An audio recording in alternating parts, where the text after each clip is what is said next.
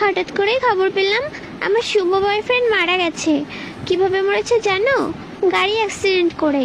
তারপরে কি করব, রেডি হয়ে যাচ্ছি, এই প্যান্টটা আমার শুভ বয়ফ্রেন্ড দিয়েছিল, তো এটা পরলাম আর একটা টপ পরে নিয়েছি। তারপরে দেখি যে আমার প্যান্টের চেন আটকায়নি, তো চেনটা আটকে নিলাম। তারপরে আমি যদি কালো হয়ে যাই তারপরে তো আমার আর কোনো বয়ফ্রেন্ড থাকবে না, তার জন্য আমি এই শার্টটা পরে নিয়েছি। কারণ আমার বয়ফ্রেন্ড এখন নেই, মারা গেছে, এখন তো আমরা আরেকটা পটাতে হবে, তাই। তারপর একটা হালকা মেকআপ করব ভাবলাম। তারপরে এই যে চুলগুলো একটু ছাড়িয়ে নিচ্ছে, আঁচড়ে নিলাম। তারপরে একটু মুখটা মুছে নিলাম, যে কি আর করা যাবে, বয়ফ্রেন্ড মারা গেছে, এখন তো ভেঙে পড়লে চলবে না, সাজুগুজু করে দেখতে যেতে হবে, শেষ দেখা।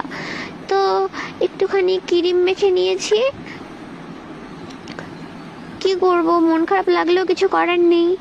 এখন একটু মুখে মেকআপ করব, এটাকে কি বলে জানি না, তো মেখে নিলাম। তারপরে খুব কষ্ট লাগছিল, কি বয়ফ্রেন্ড মারা গেছে বলে কথা, কান্না করছিলাম অনেক। তারপরে একটু লিপস্টিক পরে নিলাম।